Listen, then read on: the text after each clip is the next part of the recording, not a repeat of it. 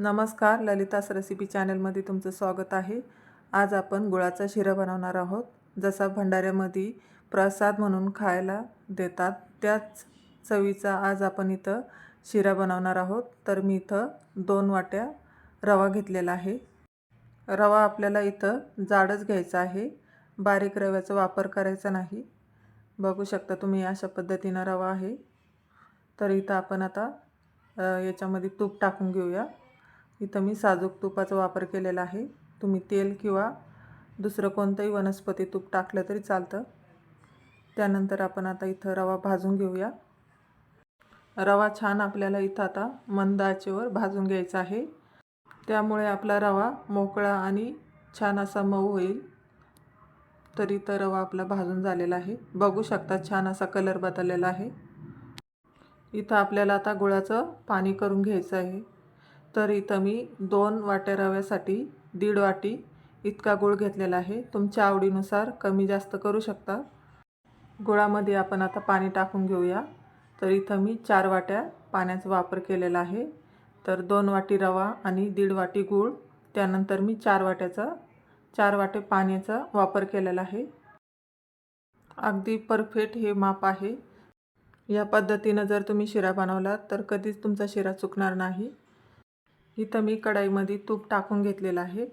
तर त्यानंतर मी खोबऱ्याचा कीस टाकून घेतलेला आहे। खोबरं इथं आपण आता ब्राऊन कलरवर तुपामध्ये असं छान परतून घेऊया। खोबरं एकदा नक्की टाकून बघा, खूप छान टेस्ट लागते रव्याची। तर इथं आपला खोबरं भाजून झालेलं आहे। इथं आपण आता गुळाचं पाणी टाकून घेत आहोत। तर सर्व गुळाचं पाणी टाकून घ्यायचं आहे आणि जे खाली राहिलेलं आहे ते आपल्याला चाळणीनं गाळून घ्यायचं आहे, कारण की त्यामध्ये काडी कचरा किंवा मग खडे पण असू शकतात। तर बघू शकता, तुम्हाला दाखवते मी। तरी बघा, चाळणीमध्ये कचरा दिसतो आणि पातेल्यात सुद्धा खाली बारीक रेती आहे। इथं मी थोडी इलायची टाकून घेतलेली आहे। पाण्याला आपल्या आता उकळी आली आहे, तर रवा टाकून घ्यायचा आहे।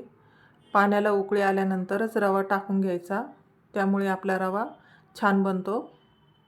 बघू शकता तुम्ही, पाण्याला उकळी आल्यानंतरच मी रवा टाकून घेतलेला आहे। या पद्धतीनेच तुम्ही रवा बनवा। सर्व रवा आता चांगला असा मिक्स करून घ्यायचा आहे आणि आपल्याला इथं 2 ते 3 मिनिटं याला आता झाकून ठेवूया, त्यामुळे छान रवा असा फुलून येतो। बघू शकता तुम्ही, छान रवा असा फुललेला आहे।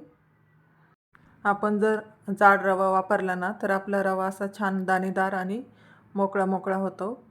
तर इथं आपला रवा तयार झालेला आहे आणि त्यानंतर मी 1 चम्मच तूप टाकून घेतलेला आहे। खूप छान टेस्ट लागते तुपानी। तर इथं मी आता बाउलमध्ये काढून घेत आहे। बघू शकता किती छान असा मोकळा मोकळा झालेला आहे।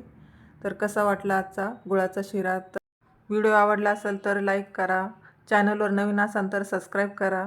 पुन्हा भेटूया अशाच नवीन नवीन रेसिपीसोबत। बघू शकता छान असा मऊ लुसलुशीत आणि दाणेदार शिरा झालेला आहे। तर चला मग पुन्हा भेटूया।